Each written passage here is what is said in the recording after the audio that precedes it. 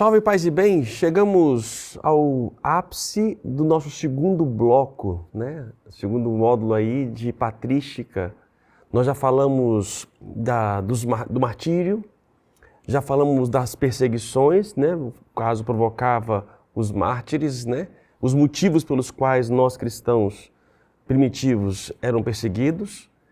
E agora entramos no ápice que de fato são os padres apologistas. Já até falei um pouco antes, apologia significa defesa. E compete então aos padres que vão se convertendo ao cristianismo dar razões e explicar, não, oi, isso aqui é fake news. O que você está dizendo para nós aí é fake, não é verdade. Então aí compete aos padres da igreja, desse período chamado padres apologistas, para defender das acusações erradas feitas ao cristianismo. Fake news. Isso não é novo não, gente. Isso é antigo. Isso está em todos os momentos, todas as épocas. Por isso, esses personagens que vão surgindo, e detalhe, no século II começa uma conversão de pessoas cultas, inteligentes, filósofos, que vão de fato contribuindo e ajudando a igreja junto ao Estado, junto à sociedade, para dizer, olha, isso aqui é certo, isso aqui é errado, dando razão à nossa fé. É bonito demais, gente. Tá vendo que as coisas vão gradualmente, a teologia vai surgindo diante da necessidade prática. Você me acusa de ateísmo, você me acusa de antropofagia, você me acusa de incesto. Ei, mas espera aí. Vou explicar para vocês. Primeiro, eu vou mostrar para você como você vive, para depois dizer como nós vivemos. Esses são os padres apologistas, que alguns estão aqui, ó, nesse livro segundo, padres apologistas. Vimos o primeiro, padres apostólicos, e agora o segundo, padres apologistas. Vamos entrar em alguns destes aqui, não todos. E o principal de todos, que será São Justino, mas será um capítulo à parte, para que a gente possa amadurecer e apreciar um pouco mais. Então o que acontece? Os cristãos começam a se converter, não, os pagãos começam a converter ao cristianismo, inclusive alguns cultos, como eu já disse, e aí começa a necessidade de responder. Alguns tinham contato com os imperadores, com a corte, então era mais fácil chegar até eles o conhecimento da verdade. Quem são os cristãos? No caso, os padres apologistas, podemos dizer que ele tinha os três, na verdade, tinham três pontos fundamentais, tá? Nas obras dos padres apologistas, devido ao seu intuito de ganhar influência na sociedade culta dos gentios, nota-se já a introdução sempre mais acentuada de terminologia propriamente filosófica e eruditas reflexões. Muitos são filósofos de origem. Nesse período, gente, a filosofia era o suprassumo da sociedade, da reflexão. Por isso, muitos cultos vão trazer a filosofia para o cristianismo. Até mesmo um questionamento na teologia de que o cristianismo se heleniza. No sentido helênico, vem do grego, da filosofia grega. É como se o cristianismo se convertesse no helenismo. Mas não é. De uma linguagem, uma cultura de um tempo, o cristianismo, então, ele bebe do helenismo, mas mantendo a sua essência cristã. Por isso, nesse período vão surgindo muitas linguagens filosóficas. Não é à toa que nós, padres, precisamos, para uma boa teologia, fazer filosofia. Porque na base da nossa fé é filosofia pura. Platão, Sócrates, tudo que você pensar de filósofos estão ali, neste período. E esses padres primitivos bebem. Guiar e edificar os fiéis era o escopo dos padres da idade apostólica e dos primeiros tempos do cristianismo. Com os apologistas, a literatura da igreja entra em contato com o mundo externo e com aquela da cultura e da ciência. Então é uma necessidade de falar para fora, para os que estão de fora, os cultos. E aí, meu irmão, temos que usar a linguagem própria. É como também nós hoje. Se nós queremos falar uma linguagem fora, externa, nós temos que usar equipamentos, meios, linguajar próprio. Eu estou aqui no meio da internet, no digital, para falar fora, para poder chegar, usando meios e formas para poder chegar Mas não somente os meios, mas é o conteúdo, é a fala. Isso é muito importante. Podemos dizer então que os padres apologistas fixaram em 3 objetivos. 3. É comum nos todos os padres apologistas esses 3 objetivos. Vamos lá. Primeiro, estudavam de confrontar as calúnias correntes e, em particular, responder àqueles que acusavam a igreja. Então, primeiro levantava as calúnias. Vocês dizem que nós somos isto, ok? Então, primeiro, levantar as acusações que são calúnias. O que vocês dizem sobre nós não é verdade. Vocês falam que nós somos isto, incestuosos, antropofágicos, nós somos ateus. Vocês falam isso de nós, tá? Então, primeiro, levanta as calúnias. Segundo, expunham o absurdo e a imoralidade do paganismo. Olha só. Vocês nos acusam disto, mas olha vocês, olha os pagãos, olha o que eles fazem, olha o que eles cultuam, olha os gregos, olha os caldeus, olha esse povo, vocês nos acusam disto, mas olha a imoralidade de vocês. Terceiro ponto, terceiro objetivo, o simples confronto e os argumentos filosóficos não era suficiente. Ampliavam mais adiante e demonstravam que suas filosofias, não tendo como único fundamento que a razão humana não tinha nunca atingido a verdade. E aí agora então eles apresentam o cristianismo. O cristianismo é a verdade. Então, 3 objetivos. Primeiro, calúnia o que vocês falam de nós. Segundo, são vocês que estão errados. São vocês que cultuam isto. E terceiro, o cristianismo é a verdade. O cristianismo é a verdade. Esses 3 passos estão aqui, ó, em todos esses apologistas e outros. Então, é de mostrar realmente a verdade, mas antes dela, apontando também os erros. Vocês nos acusam, mas vocês fazem coisas piores. E que nós, na verdade, é que estamos certos. São vocês que estão errados. Por isso, foram então os primeiros teólogos da igreja, os padres apologistas. Em suas obras, é certo, não encontramos que os inícios de um estudo formal de uma doutrina teológica. Eles, de fato, não se propunham à exposição científica e nem mesmo procuravam em fazer entrar em suas perspectivas o inteiro corpo da revelação. É o início, gente. Então, ou seja, não vamos esperar dos padres apologistas uma teologia burilada. Não. E, pelo contrário, há muitos erros teológicos nos padres apologistas. Tá? Lembra que a gente falava das características dos padres da igreja? Santidade de vida, antiguidade, colegialidade e também doutrina ortodoxa. Doutrina, lembra disso nas primeiras aulas? Doutrina ortodoxa, ou seja, reta doutrina. Entretanto, estes erraram, padres apologistas têm muito erro teológico. Mas como nós aceitamos?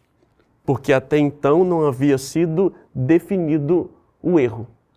Enquanto não se legisla a situação, não podemos dizer se está certo ou está errado.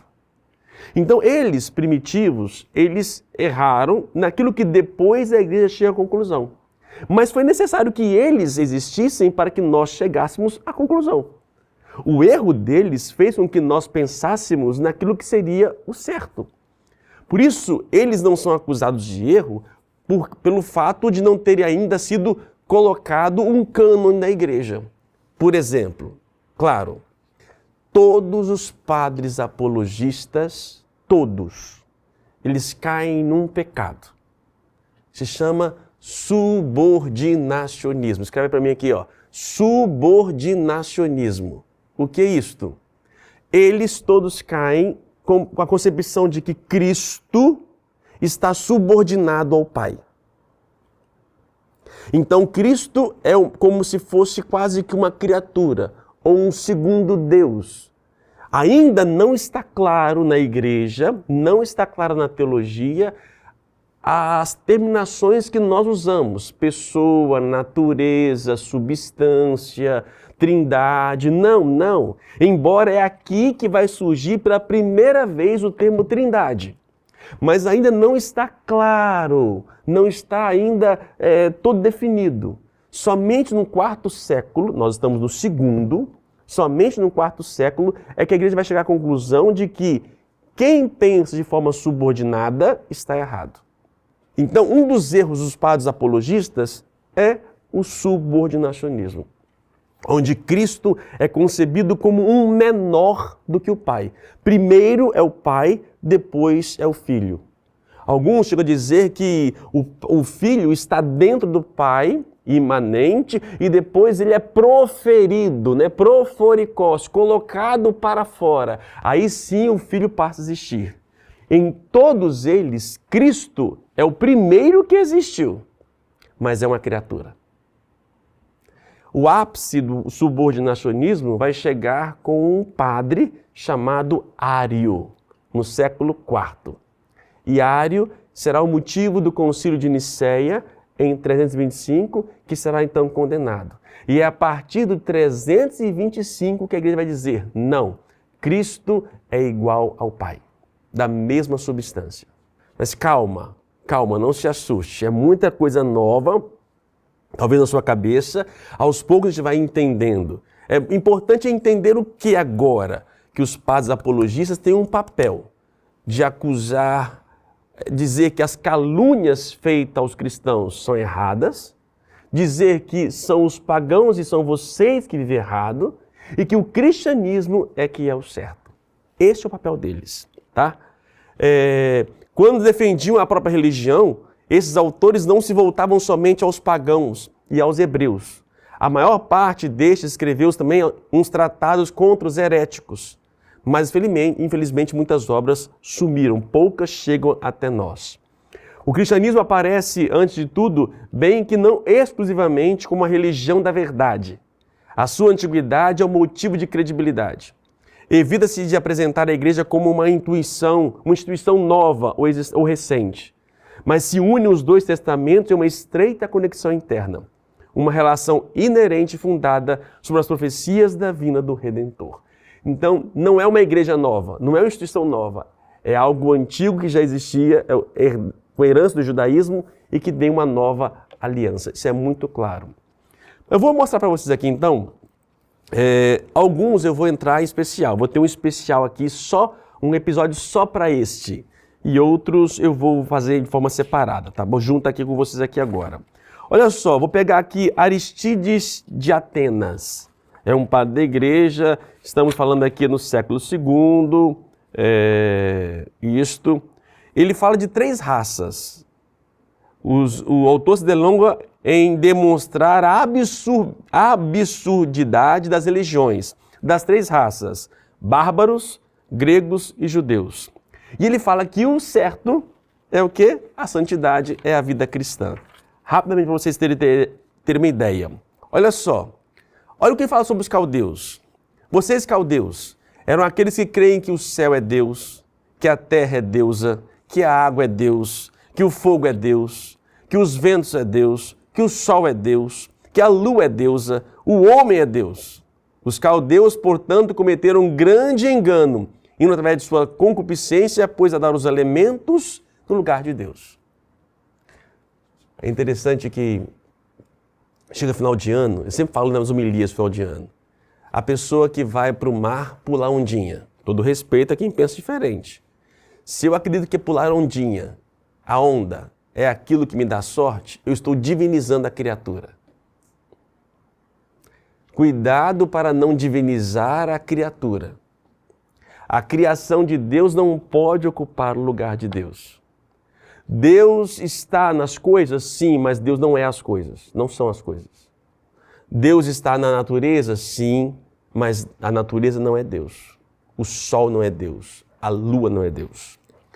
Quanto aos gregos, vai dizer então aqui, os gregos, vocês gregos, eles mesmos contaram que os seus deuses foram adúlteros, assassínios, coléricos, invejosos, rancorosos, parricidas, fratricidas, ladrões, roubadores, coxos, corcundas, feiticeiros e loucos. Pega a mitologia grega. Eles então fizeram? Pegaram o que os gregos têm de Deus, de divindade. Olha a história de cada um desses. Ladrões, assassinos, tudo isso. E você chama isso de Deus? Ah, fala sério. E aqui vem ele. Olha aqui, Cronos, Zeus, Hefesto, Hermes, Asclépio, Ares, Dionísio, deus do vinho, Héracles, Apolo, Artemis, Afrodite, Adonis, tudo isto. E vocês que toleravam os gregos, agora estão dizendo que nós cristãos é que somos ateus? Diz ainda, continua.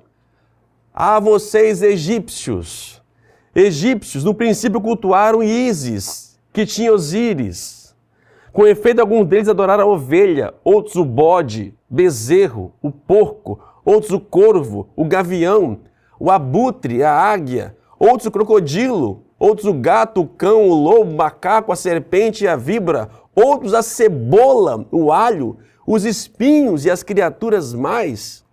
Portanto, os egípcios, os caldeus e os gregos, com um grande extravio, se extraviaram, introduzindo tais deuses, fazendo imagens deles e divinizando ídolos surdos e insensíveis.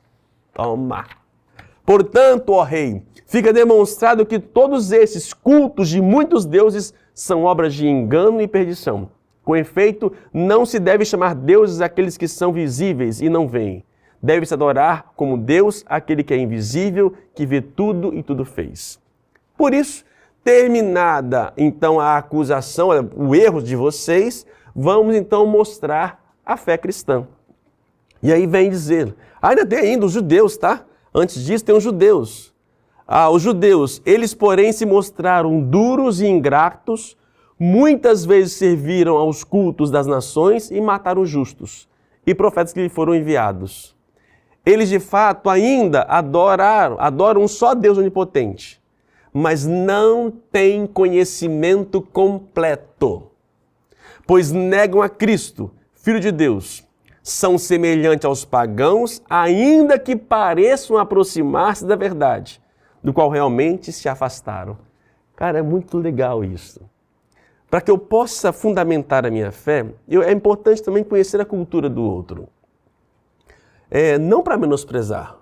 Aqui, no caso, eles estão se defendendo. É uma defesa. Então, eu estou defendendo daquilo que me acusam, então, para isso, eu olho para vocês. Olha, vocês estão me acusando disso, mas olha vocês. Como vocês estão vivendo? E aí vem, então, no caso, os cristãos. Os cristãos descendem do Senhor Jesus, e este é confessado como Filho de Deus, Altíssimo, que gerado de uma Virgem Santa, sem germe nem corrupção, teve 12 discípulos e aí continua. Olha que bonito esse texto. Não adulteram, não fornicam, não levantam falso testemunho, não cobiçam os bens alheios, honram o pai e a mãe, amam o seu próximo e julgam com justiça, não fazem aos outros o que não querem que se faça a eles. Aos que o ofendem, eles exortam e procuram torná-los amigos. Empenham-se em fazer o bem aos inimigos. São mansos e modestos. Abstêm-se de toda união ilegítima e de toda impureza. Não desprezam a viúva e não entristecem o órfão. Aquele que possui, fornece abundantemente para aquele que nada tem. Se veem um forasteiro, acolhem-no sob o seu teto e alegrem-se com ele como verdadeiro irmão, porque não se chamam irmão segundo a carne, mas segundo a alma. Que lindo! Aristides de Atenas é um padre apologista. Mostra então como os cristãos viviam a sua vida, a sua fé. Tem um outro padre da igreja aqui, apologista, chamado Atenágoras de Atenas. Atenágoras de Atenas, deixa eu ver se eu acho aqui, ele fala uma coisa também muito interessante. Ele vai dizer que muitos são julgados pelo nome de cristãos. E mais uma vez, olha só, são 3 as acusações que se propagam contra nós. O ateísmo, os convites de Tiestes e as uniões edípicas. Se isso é verdade, não perdoeis a classe alguma. castigai esses crimes, matai-os pela raiz de nossas mulheres e filhos. E aí continua, olha, nós não somos ateus, e vai dizer porque nós não somos ateus. Vai dizer, vou justificar a sua vida e a sua fé. Aqui ele cai no subordinacionismo. Olha aqui um texto para você ter ideia. Estando o Filho no Pai e o Pai no Filho por unidade e poder do Espírito. O Filho de Deus é inteligência e verbo do Pai, tá vendo? O Filho é inteligência. Se por causa da iminência de vossa inteligência vos ocorre perguntar o que quer dizer filho, eu o direi livremente. O Filho é o primeiro broto do Pai, não como efeito, pois desde o princípio Deus, que é a inteligência eterna. Tá vendo? Ele fala que o Filho é um broto, mas é o primeiro. Eles acreditam aqui, sustentam que Jesus Cristo já existia antes da encarnação, mas ainda a visão é um pouco limitada. Ele vai falar outras coisas, os imperadores, mas tem uma coisa que eu queria destacar para vocês aqui, deixa eu ver aqui se eu acho. Vai buscando cada vez mais fundamentar a nossa fé. Mesmo quando poetas e filósofos não reconheceram que Deus é um só, mas uns pensaram nos deuses como demônios, e vai sustentar ainda mais. Olha só outra coisa. Além disso, acusam-nos sobre comidas e uniões ímpias. Vai dizer que nós não somos, nossa fé, nós chamamos de irmãos, mas não porque somos de sangue, porque Cristo nos faz. Diz ele aqui, por isso, dependendo da idade, consideramos uns como filhos e filhas, a outros como irmãos e irmãs. E aos mais velhos tributamos honras de pais e mães. Assim empenhamo-nos para aqueles aos quais damos nome de irmãos e irmãs e outras qualificações familiares permaneçam sem ultraje ou corrupção em seus corpos, como nos diz também a palavra divina, se alguém por ter gostado dá um segundo beijo. Portanto, é preciso ser muito exato a respeito do beijo e principalmente na adoração, porque por pouco que manche nossa mente, nos colocam fora da vida eterna. Diz ainda, somos assassinos? Vocês nos chamam de assassinos? Não é possível saciar-se da carne humana se antes não matarmos alguém. Olha aqui, gente. Quando acusa de antropofagia, porque o quê? Comem carne humana. Certo? Então, desde o princípio, a Eucaristia é vista como o corpo de Cristo. É muito claro isso. A gente vai ver mais à frente agora, muito claro a intenção e o significado de Eucaristia para a igreja primitiva, que não era simbólica. O fato de serem acusados de antropofagia é porque acreditavam que eles comiam carne humana, canibais. E aí vai dizer aqui Aristides, vocês nos chamam de assassinos? Não é possível saciar-se de carne humana se antes não matarmos alguém. De fato, os que sabem que não suportamos ver uma execução com justiça. Como vão nos acusar de matar a comer homens? Nós, porém, consideramos que ver matar está próximo do próprio matar. Nos abstemos de tais espetáculos. Nós não vamos a espetáculos nas arenas para ver gladiadores matando pessoas. Os que veem são coniventes com o que matam. Afirmamos que as mulheres que tentam o aborto cometem homicídio e terão que dar contas a Deus por ele. Nós lutamos pela vida desde o princípio. Já aqui fundamenta o aborto. Estamos, gente, no século II da fé cristã. Não nos chamem de assassinos. O fato de nós comermos carne humana, o corpo de Cristo nós comungamos, mas nós não o matamos. Nós fazemos memória da sua paixão, da sua morte e da ressurreição. E eu termino esse episódio dos Padres Apologistas com um padre, falei para vocês, deixa eu procurar aqui, que é o padre Teófilo de Antioquia. Teófilo de Antioquia. É a primeira vez que aparece o termo Trindade. Embora não tão como nós entendemos hoje. Estamos aqui no início do século II ainda. Então, entre outros pontos, o leitor encontrará pela primeira vez o emprego do termo trias para designar a Deus. E eu termino aqui, ó. Igualmente, os 3 dias precedem a criação dos luzeiros. São símbolo da Trindade, de Deus, de seu verbo e de sua sabedoria. Começo então aqui a colocar as bases daquilo que será a teologia que será desenvolvida.